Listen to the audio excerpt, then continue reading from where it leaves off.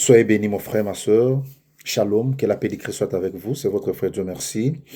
Nous allons partager une pensée biblique, mais avant toute chose, nous allons prier d'abord. Dieu merci à ce Dieu qui a renouvelé son souffle de vie à nous. Père, nous te disons merci, bénis ta parole, bénis mon frère, bénis ma soeur, bénis Seigneur son travail, bénis sa maison, laisse que ta parole ait les effets positifs dans la vie d'une personne, là où Seigneur il y avait la souffrance, là où il y avait Seigneur des problèmes, que ta parole Seigneur donne la solution dans les noms et puissants de Jésus-Christ. Amen. Bien-aimés, nous allons partager quelque chose sous le thème de prendre ta vie de prière au sérieux. Rapidement, nous allons prendre la parole de Dieu dans les livres de Éphésiens, chapitre 6, dans son 18e verset. Que dit la Bible? Faites à tout temps, par esprit, toutes sortes de prières et de supplications. Veillez à cela avec une entière persévérance et priez pour le saint, parole du Seigneur. Bien-aimés, pourquoi la Bible insiste pour que nous prions à tout temps? Parce que la Bible sait que nous sommes dans un monde de tentations, nous sommes dans un monde de méchants, nous sommes dans un monde très hostile, très dangereux, où le diable a été déchu avec ses acolytes, ses anges, pour exécuter leurs sales besoins. C'est pour cela qu'il faut être à tout temps en prière, il faut être à tout temps connecté avec ton Dieu pour que tu ne tombes pas dans le filet du diable ou du malin. Bien-aimés, nous sommes dans un monde compliqué. Tu sais, dans le monde réel, dans le monde physique comme ça, on voit que les plus forts dominent les plus faibles. Et les puissants écrasent les faibles. Donc, c'est de la même façon dans le monde spirituel ou le monde des esprits. Ceux qui sont plus forts vont dominer, piétiner, marcher sur les faibles. Or, si tu es faible spirituellement, même là où tu travailles, un monsieur qui a fait des sacrifices, qui a livré son corps, sacrifié sa vie, ses enfants, pour qu'ils soient là, toi, tu ne vas pas percer. Soit tu vas rester comme ça, il va te dominer, soit il va t'écraser ou t'éliminer. Idem dans nos familles. Vous voyez, il y a certaines familles où leurs ancêtres, où il y a des gens, des sorciers, des gens de mauvais cœur, ont fait des sacrifices pour maintenir la famille dans la souffrance, dans la misère, dans le tourment. Comment? Ils ont sacrifié des fois leur corps, ils ont sacrifié des vies humaines, ils ont sacrifié des familles entières pour qu'ils règnent sur vous. Ils vous dominent, ils vous maintiennent dans leur filet, dans leur corde. Mais qu'est-ce qui va nous libérer? Qu'est-ce qui peut vous libérer dans cette situation? Ce n'est rien que la vie de prière. Tu dois prendre ta vie de prière au sérieux. Bien-aimé, tu es un parent. Il est inconcevable. Comment tu peux dormir et tu te réveilles sans prier? Tu as les enfants. Des fois, tu accompagnes les enfants à l'école. Tu laisses les enfants aller dans des garderies partout sans prier. Tu sais ce qui se passe après toi. La nuit, quand tu dors, tu sais quels sont les esprits qui luttent pour arracher ta vie. Bien-aimé, ce que vous ignorez existe, ce que tu ne sais pas existe. Tu dois faire très attention.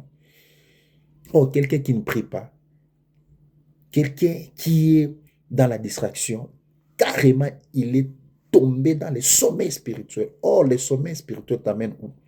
Tout droit vers la mort. Mort physique, mort matérielle, mort financière, etc. Mort spirituelle. Bien-aimé, tu dois faire trop attention. Celle-là que tu appelles ta copine, ton ami, ton camarade, est-ce que tu connais son état d'âme? Non, tu connais son identité réellement. Oh, pour connaître ça, pour déchiffrer ça, il faut avoir une vie de prière. Dieu est capable de révéler la vie de celui qui est à tes côtés, de te le faire montrer. Il est capable. Il dit, je te montrerai même des choses cachées. Je vais te révéler même des choses cachées. Bien-aimés, nous sommes dans un monde très compliqué, très compliqué. Sans la vie de prière, comment vous allez sortir dans ces bourbiers? Comment vous allez vous défaire des liens familiaux, coutumiers, ancestrales? Comment? Comment? La solution, il n'y a pas 36. Ce n'est que la vie de prière. Et puis une vie de prière intense. Il faut des fois, si ça ne marche pas, tu dois changer de stratégie de prier. Notre Dieu n'est pas un système, mais c'est un multisystème. La Bible nous dit dans l'Éphésiens 6, 18 que toutes sortes de prières, des supplications, des jeûnes, des sacrifices, tout ça.